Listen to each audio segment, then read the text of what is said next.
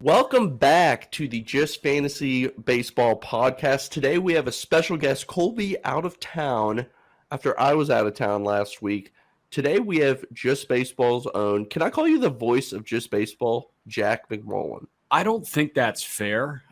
Number one, I think that, Peter and Aram do a great job. That feels like a diminishing remark for Peter and Aram. And number two, I got a tee time in like 45, so we got to make this snappy. Okay, all right. Big golf guy. For those of you not on YouTube, Jack is sporting a Tennessee orange, I believe it's called a tie-dye shirt. Is that what that is? Yeah, and I don't have a tee time. I don't play golf. Okay, good. Well, we are here today to talk about Win the Weekend as we do. We are recording on Thursday morning, so anything that happens after this will not be on this podcast. We'll discuss next. We're going to talk about some injuries, a couple pitchers, and some players for this weekend. Jack, you ready to dive in? I think so. Yeah, I'm excited to do so, man. I'm in a free league, like for fun, with my younger brother who doesn't know much about baseball at all. A couple family members that know a ton about baseball, and then a lot of my baseball friends from college. So I dabble in the fantasy baseball world, but I'm watching ball every day. So I will try and contextualize as much as I can. I say it all the time here. I know it's fun to win the league, but fantasy baseball is supposed to be fun, and you're doing it the right way. Like, you're doing it with people that you want to kind of talk shit to on occasion, about fantasy and just kind of communicate and have fun with. I like that. Yeah. First bit of news. The Yankees losing their slugger, Stanton, 6 weeks out. So we all knew he'd be injured at some point this season. That happens just about every year. How are they going to replace him? We saw IKF start in center field.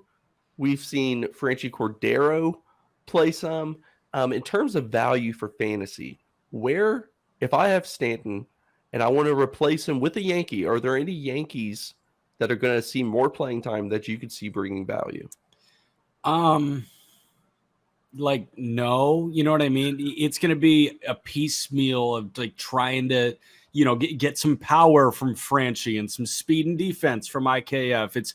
You are going to try and create a sum of parts to equal some sort of production that Giancarlo Stanton would give you in his own right. And I think that, obviously you get a defensive upgrade, but no fantasy baseball player cares about outs above average and defensive runs saved. So, yeah, I guess Franchi would be the play. If Oswaldo Cabrera is available in your league, go do that, man. Because this guy, he's on this roster because he's a really talented ball player and he's a Swiss Army knife. So the corresponding move was really interesting to me. So Stanton hits the IL. Who do they go with?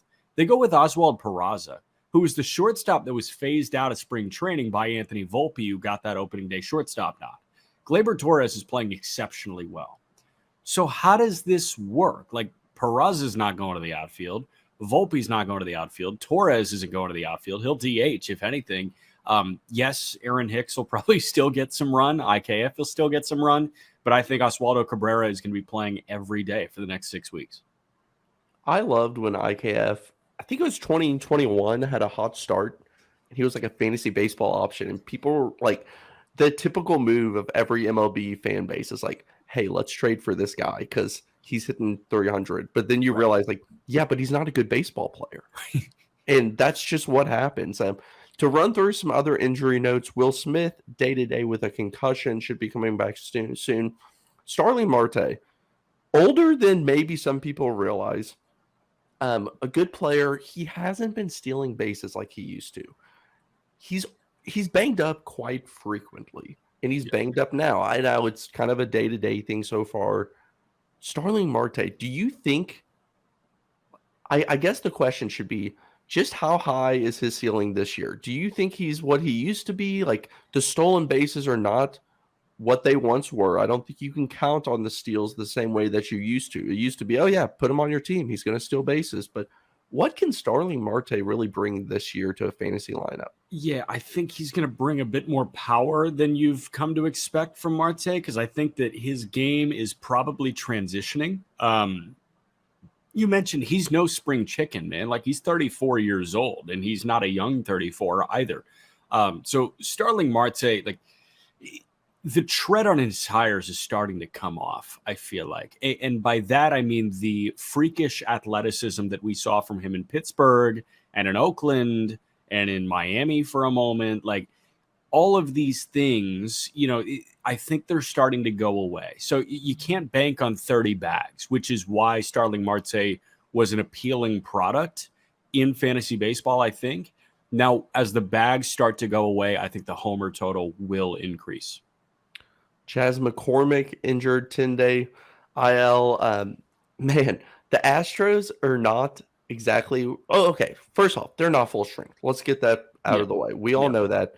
The replacements have not been phenomenal, to say the least. I mean, Mauricio Dubon is like being picked up in some fantasy leagues, deeper ones, but like that's what they're rolling with right now. Dubon's hitting the crap out of the ball, man. He's hitting 320. I love Mauricio Dubon. Shout out Panama. I remember listening to a podcast in 2020, and they were talking about the Giants and like, whose jersey would you buy on this team?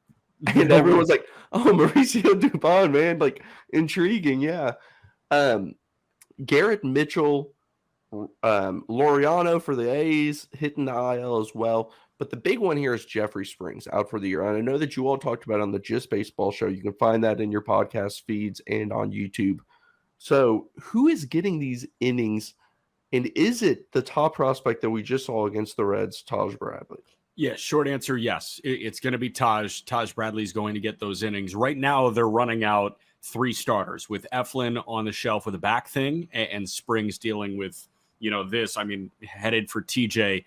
Crazy science-y term for what was going on, right? Ulnar neuritis. It was like inflammation of the nerve in his throwing elbow, which is so scary. And, I hope Springs can make a full recovery because this guy, hey, he was great last year in a bunch of different roles after being an afterthought in terms of Major League Baseball player for a long time. Signs a $30+ million deal and looks amazing to start the year, but hits the shelf. But the short answer is yes, Taj Bradley is the guy. Taj, I just want to mention, is owned at 22% of ESPN leagues. I expect that to skyrocket. Yeah, that's got to shoot up. He's an excellent 3-pitch guy right now. And if the strikeout totals have told us anything so far, it's that he will pitch to a serviceable ERA for fantasy baseball and be a strikeout guy, which you don't see much from a lot of rookie pitchers. Yeah, so you mentioned the strikeouts. That's 17 Ks and 10.1 innings, 2 walks, 2.61 ERA. Now, he carved up the Reds in one of those starts. A lot of times with fantasy, you're chasing strikeouts, especially if you're in some type of a category league. But in a points league as well, that helps. The innings here, do we have any type of concern on just how many innings he's going to pitch? No, not really. Aram and I talked about it on the Just Baseball show when Taj made his debut. We talked about his pitch count totals in AAA. His first couple of starts, he threw fewer than 60 pitches with AAA Durham. But then he ran it up, I want to say just under 80 pitches in his Major League debut. And then he was over 80 pitches in his second start at Great American Ballpark. So I think this guy, like, while he may not be 100 pitches, he may get yanked in the 5th if he's reaching that 90 pitch marker. I don't think that there's going to be a tight leash on Taj Bradley at all. And I mean, dude, if he showed us anything about a 4-seamer playing at Great American Ballpark, it's that he's going to pitch enough innings and prevent enough runs to stay in games and accumulate those strikeouts.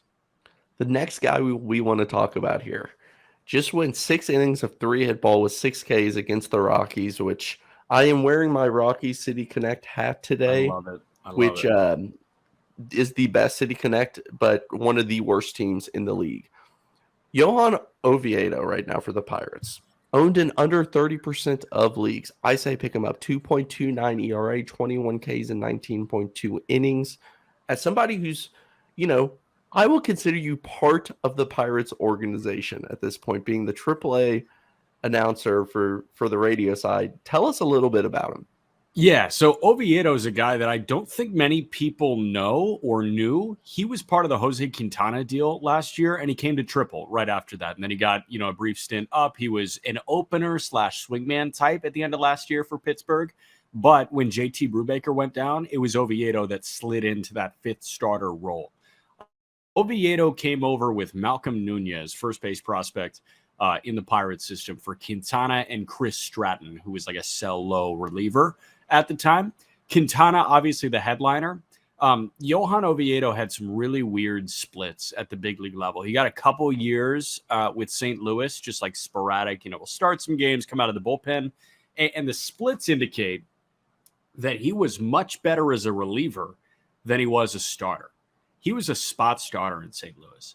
And listen, St. Louis could use Johan Oviedo right now. 2 years ago, even last year, they didn't need Johan Oviedo. So this was a guy that was constantly in a pressure-packed audition type situation whenever he would start a game in St. Louis, and he struggled. So he was a starter in AAA, a spot starter in the bigs, and a really good reliever for them. I want to say sub-3 ERA out of the bullpen in St. Louis. Now, all of a sudden, he enters a stress-free environment. Brubaker looks like he's going to be out for a long time, maybe the entire season. He enters an environment where he is pitching for a team that does not have World Series expectations, like St. Louis, and is guaranteed to start every fifth day. I think a comfortable Johan Oviedo, you're going to see all the stuff play true to what it is, which is a mid-90s fastball, which is a great slider, and a couple other secondary pitches that can work off of that tandem really well. Oviedo's a big guy. He's a fun guy to watch. And I think that if you want to tune into a Pirates game, a Johan Oviedo start is a good place to start. First place Pirates, plenty of reasons to tune in right now, even without O'Neal Cruz. We got Roansy today. Kind of a fun team. They really are. I don't want to get down the Pirates thing and get you all giddy this early, but real quick, can I shower Jay Bay in some love? G1 Bay is like a guy that I think is worth some roster spots on fantasy benches because he will hit just enough homers. He's going to hit to a high enough average. He's going to steal bases when he gets on. He's versatile. He can play anywhere. If you allow me to spew one bit of propaganda regarding the Pittsburgh Pirates, it's about G1 Bay. I like that. We talked about him, I believe, last week a little bit. A player with some positional flexibility for fantasy leagues as well. Last player I want to talk about before we get into this weekend. Yeah. Mason Miller, top 100 prospect at justbaseball.com. Aram did a great feature on him as well. You can find that on the website. Mason Miller debuts so he pitches one game in double, one game in triple. And the A's say, he pitched his way here. I don't know what to tell you. Something I did not expect the A's to say or do. He comes up, pitches extremely well in his debut, and everyone's excited for the first time in Oakland about this team. And then the A's pretty much say, yeah, we're going to Vegas later that day. Yeah. So I do want to touch on that a tiny bit after this, but just let's talk about Mason Miller. Owned in 5% of leagues. What I saw, I watched the entire start yesterday. And if I look like I'm tired in my eyes, it's because I've been staying up every night to watch Oakland A's baseball. Yeah, you should stop doing that to yourself. Yeah. But this game was by far the best start that we've seen from an athletic pitcher. And in that ballpark, I think he's an option not only in deep leagues, but maybe even a 12-man league. If you're really struggling with injuries in a 10-man league, grab him now. See if he can replicate that. Now, the wins aren't going to help. You probably aren't going to get many wins. No. I love the fastball. He touched, I think he topped at a 102.5 yesterday. Yeah. Tell us a little bit about Mason Miller. Yeah. So Miller, you look at the final line, right? 4 1/3, 4 hits, 2 earned, 5 punch outs, 1 walk. Solid for a major league debut. I'll absolutely take that. You go to Baseball Savant and you see, the thing that everybody's eyes gravitate towards at the top of the game feed, which is top pitch velocity. You see exit velo. I'm sorry that Yandy Diaz took one of the first pitches from Levi Stout, 114.5 over the wall and left. Oh my gosh. But you look at top pitch velo, the 5 fastest pitches from yesterday's action. Jordan Hicks at 102.8, Jordan Hicks at 102.5, Mason Miller at 102.5, Mason Miller at 102.3, Camilo Doval at 101.9. So this starting pitcher finds himself sandwiched between Jordan Hicks, who is Instagram and YouTube highlight compilations favorite. He's this era's Aroldis Chapman because he lights up the radar gun. And Camilo Doval, who looks like a dominant closer in waiting here in San Francisco. When they get good, Doval is going to be the closer for that team. He's the closer for that team already. The fact that this guy is pumping out those types of velos and is starting feels very Hunter Green-esque. And I think all of the energy that people had regarding Hunter Green last year, they should have regarding Mason Miller. Green was an immediate pickup. He was an opening day starter this year. I don't think that Miller is an opening day starter next year for them. Hell, he could be. Like, that roster isn't that great. But I think that guy should be met with similar energy to the energy that the baseball community gave Hunter Green. I think that he has a higher ceiling than any other pitcher that I've seen start for the Oakland Athletics. So that includes some former top 100, some high prospects. When he was missing, it was just barely. Now, once he started getting to the outing some, he had a couple pitches that got away from him, but I just love the kid's stuff. You mentioned Levi Stout. I understand we get to talk about Levi Stout because it's a fantasy show. In deep leagues, some people probably saw him and thought, an option that no one knows about. Let me just tell you real quick. 1 out in the first inning. 1 out in the first inning. This was the contact exit velos that he had already given up. 114.5, 105, 114.3, 74.8, 101.9, 97.8, 105.6. 1 out in the first. Levi Stout, not a fantasy option. Jack, the Oakland Athletics moving to Vegas. I know you all were talking about it. I know that that's something you all are getting. Any quick little thing you want to provide us? I love it. I love the move. I think that this team was a sitting duck, unfortunately, and I know that you love that A's fan base. I know that the city of Oakland, like the Oakland A's fan base, converges on a good baseball team. And if the A's were good, they'd be packing the Coliseum, as much of a crap hole as that place is, right? Like, that's the thing, man. I mean, I feel really bad for Oakland A's fans, but something needed to change because so much of the conversation around that team is that organization's in a bad spot. The ballpark stinks. The location's brutal. Something needs to change. So after constantly yelling at clouds, saying that something needs to change, I'm happy that something's changing. I'm mostly glad that there's just an answer at this point. We needed closure. Up in the air. We needed the closure. I went to Oakland last year. I love the A's fans. Wrote a feature on Last Dive Bar, a group of fans that do charity. Like, these people love the Oakland Athletics. Cool thing about going to an Oakland game, there's not a ton of people. Every single person that's there freaking loves the A's. There's no casuals. So it's kind of a fun atmosphere, even though no one's there. I am sad for the fans.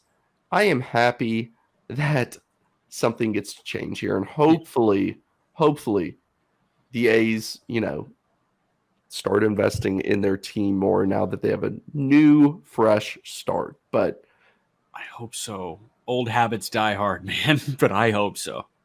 You know what's interesting is their AAA team's there, right? So yeah, what's going to happen with their AAA team? They'll probably move them to Oakland, play at the Coliseum. I hope so, man. I hope so. They're their high A teams in Stockton, or their low A teams in Stockton.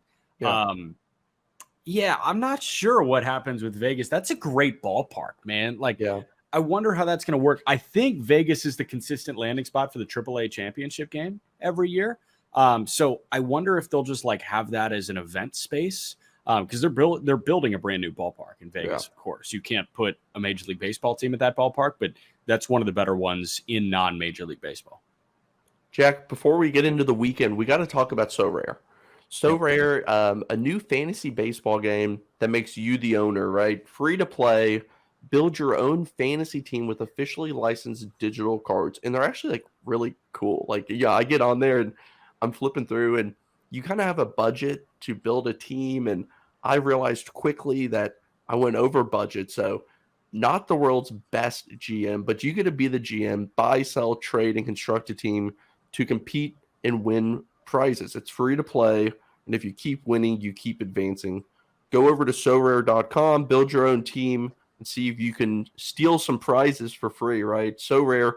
Your fantasy baseball front office. I love that tagline. Your fantasy baseball front office. Yeah, I love it, man. And it's interesting because like there is an element of player retention there that, hey, you have a really solid team. Like you can keep that card if you perform that well. So there is player retention. Like you can have a ride or die guy. If Otani's your king, like you can have Shohei Otani in your lineup every week. You can do it. And the other thing is, say you have just a week from hell, like brutal week on So Rare, you can start from scratch the very next week, which is pretty awesome. It's a win-win, and I love the budget idea because you operate on constraints and you can't wheel and deal and pull an AJ Preller. I think that situation is unique to only the San Diego Padres. Jack, pro salary cap guy, just kind of said it without saying it. No, I am. So am I. Okay, let's get into the weekend specific. You will love this, Jack, because on the Just Baseball show, you have to talk about, oh, well, it's a small sample size, and we go blah, blah, blah, blah, blah. Here, we get to talk about nothing but small sample sizes. Who will perform well this weekend? Yes. And the reason we do this, if your league concludes on Sunday, you're playing head-to-head, here are some moves that you can make that's going to help you potentially steal a win this weekend. The first one I want to talk about is picking up Brandon Marsh, outfielder for the Phillies, owned in 28.6% of leagues, has looked better all around this season than what we saw last year, traded over to Philly at the deadline for Logan O'Hoppe. He's hitting fastballs better to start this season. Hit 243 off fastballs last year, up to 375 this year already with 2 home runs off the pitch and 5 doubles. What I like here, he plays the Rockies this weekend, the whole weekend.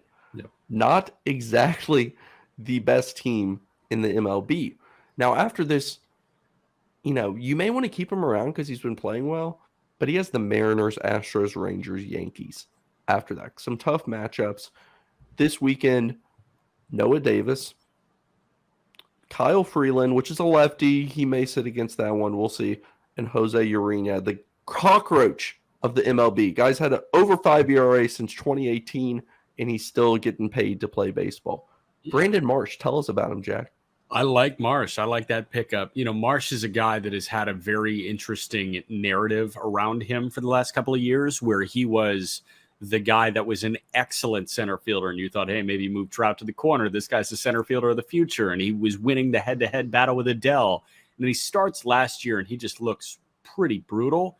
He performs enough for the Phillies to be enticed at the deadline, and it's a 1-for-1 straight-up deal for one of the top catching prospects, and now the starting catcher, Logan O'Hoppe, who I'm sure that you guys have hit on at some point on the Just Fantasy show. But Marsh was a defense and intangibles guy last year for the Phillies. Now I think he's starting to put together some of that offensive prowess that we were expecting. And what better team to do it against than the Colorado Rockies? I love it, man. Colorado Rockies. I want to just talk about them for hours, but we won't.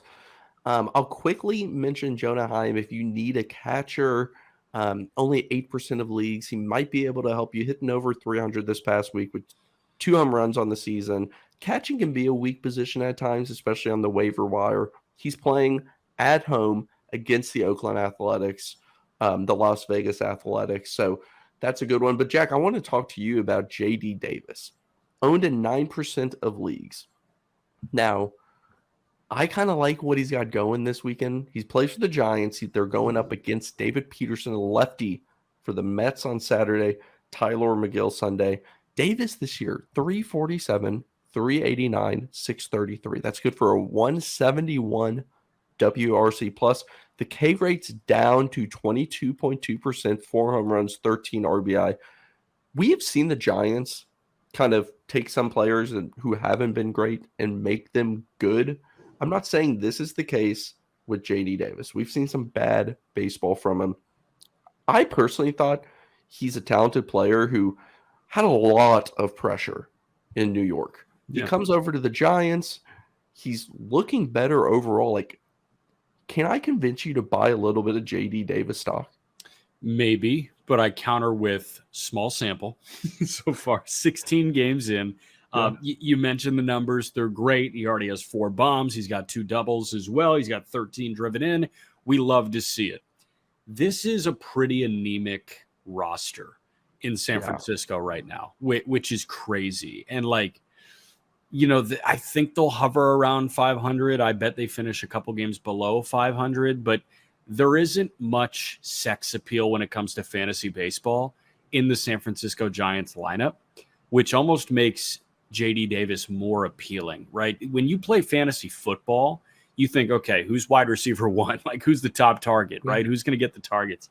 JD Davis is always going to be put in a situation to like succeed and try and help the Giants win games. I think the 2 guys that, you look at this roster this year, the guys that may be put in the best situations are Davis and Jock Peterson. Like Tyro Estrada is kind of forcing his hand in that situation. Like all of a sudden he's the 2-hole guy.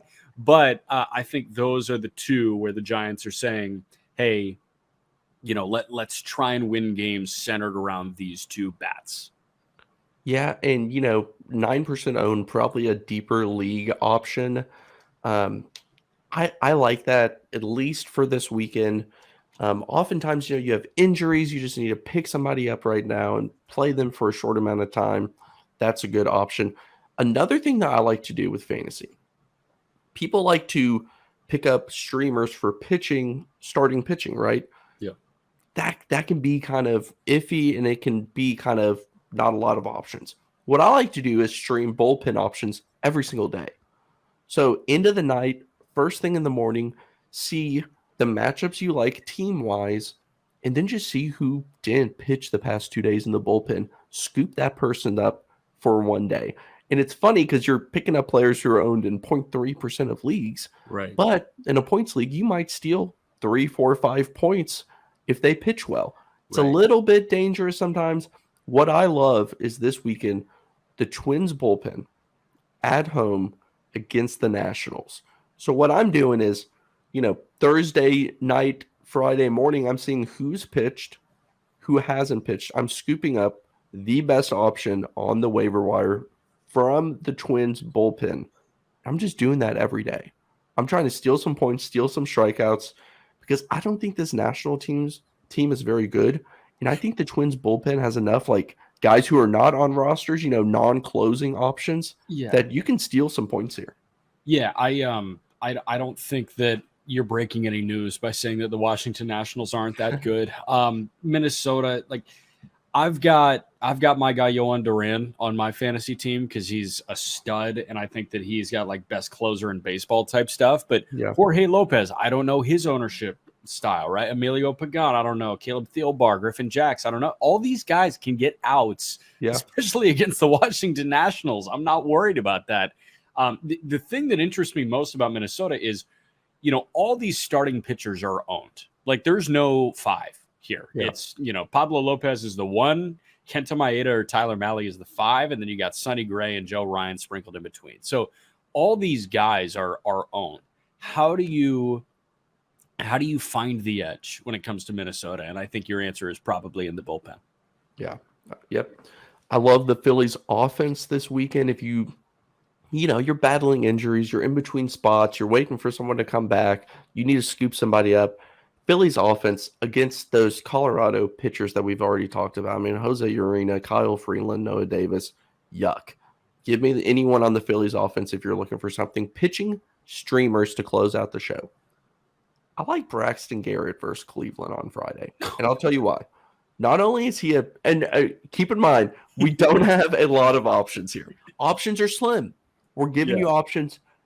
Jack's laughing is why I'm doing this, because you have to realize in fantasy baseball, Jack, sometimes the options suck. And you just pick, okay, is this guy giving up 4 runs or is this guy giving up 5 runs? You know what I mean? Give me Shintaro Fujinami against the Texas Rangers on Saturday. Oh, no. I like Braxton Garrett. I think he's pretty good. And against Cleveland, the reason why I like it is Cleveland's cold and rainy, man. That's what it's going to be like this weekend. I know that's a huge surprise to anyone who lives in that area, but the ball is not traveling very well in Cleveland to start the year. Lineup's a little bit cold. Garrett, 3.38 ERA, 8.78 Ks per nine, 3.01 FIP. Perfectly fine pitcher. You're looking for someone to give you 5 or 6 innings, give up 2, maybe 3 runs, strike a few guys out. An average to slightly above average start. I like Garrett. Can I give you a pretty interesting name, I'd say? Tyler Wells against Detroit on Friday night. I looked at that one as well. I like Tyler Wells. It's a home start on a Friday night. Detroit's not scoring runs. They took some games from Cleveland in like crappy weather. All walk-offs. Yeah. Yeah, and like Erod went 8 shutout in a game that lasted an hour and 50 minutes. Like there's nothing much going on in terms of the bats. In all the big bats, aside from Kerry Carpenter in that lineup, are right-handed, right? So I'm thinking deeper wall. Give me Tyler Wells against Detroit on Friday night. I like that. Tyler Wells has been, they last year when he started, they weren't letting him go very deep, but he was effective. I think they're going to start letting him go deeper in games. I like that pick. I hate the Tigers lineup. I just don't see much. Like, there's no one in there that really, truly scares me. Like, Nick Maton's leading off. I think Carpenter's the only guy that instills a teensy bit of fear right now. Even then, like, I'll take my chances. If you want a dangerous option to stream, Hayden Wesneski versus the Dodgers Saturday. Yeah. And the reason why I put this on here is it's kind of big brain thinking, is deeper leagues. If you get Wesneski, golly, holy crap. If you pick him up and he pitches well, then you have him, then you can keep him. That's the angle here. So you can maybe get a decent start, but if he does pitch well, everyone's going to be picking him up. So get out ahead of the trend. He just went 7 shutout with 7 Ks versus Oakland. Okay, I know. Oakland sucks. He was pretty bad in the previous starts, but we know this guy's talent, and we've seen it already. I like him. The fastball's been getting just crushed. Batters are hitting hitting 500 off the fastball. I think he'll adjust. I think that will change, right? And I think overall he's going to be trending up, and it's an opportunity to kind of buy low on him. I hope so. Like, the way that I look at that start, especially against Clayton Kershaw and the Dodgers, is things could either go really good or really bad. Yeah. It could be a 2-1 game that the Cubs win, or it could be a 10-1 Dodger win, and Wesneski's bounced in the 4th. Yeah. I don't know which one it's going to be. I wish I could tell you which one it's going to be, but I've got no idea. Another sneaky one, just for a one-off on Sunday, Peyton Battenfield against Miami. Yeah, deep cut here. I love watching Battenfield when he's in Columbus. He's a strike thrower, and we know that Marlins lineup, aside from Arise, is nothing special at all right now. It's against Jesus Luzardo, which means that Luzardo will probably pitch well, which means low-scoring game. And I think that Battenfield could be one of those guys that, sneaky matches Luzardo through 5 or 6. Hunter Gaddis has gotten a lot of starts for them. Yeah. Savion Curry is getting some like swingman type innings. I'll probably lean Curry, but I think I lean Battenfield over Gaddis in terms of who I prefer. If you all see that shit grin on Jack's face, that is because he gets to come talk about players he never gets to talk about on the Just Baseball show. Jack, any closing remarks? Yeah, I've got a question for you. Also, there's a guy in San Diego who's going to make his season debut. If he's not picked up already, I'd go pick him up. He's probably going to play right. Tatis? Something like that. Yeah, I would go. Good streaming option, Fernando Tatis Jr.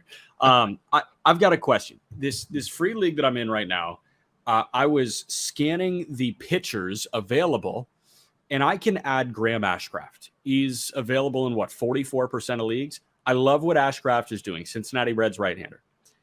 Who do I drop for Ashcraft as I take you through my pitchers? Sandy, no. Wheeler, no. Logan Webb, no. Joe Ryan, I don't think so. Yeah. Chris Sale, Roansy Contreras, Yohan Duran, Ryan Helsley.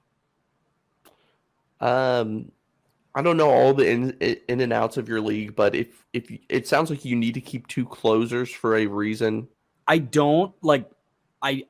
So I could scrap Helsley and go with Ashcraft. I also love Chris Sale as a guy that grew up a White Sox fan. And See, I was gonna say Chris Sale needs to go. Like, I'm just out on him. The injuries, like, but he just punched out 11 and allowed 1 run in 6 innings against Minnesota. How many times have we said that and bought back in though? I'm so bought back in. Graham Ashcraft, by the way, for those of you who don't know, has just been shoving. And I'm currently writing an article about him that'll be out on justbaseball.com on Friday, all about his success so far this season.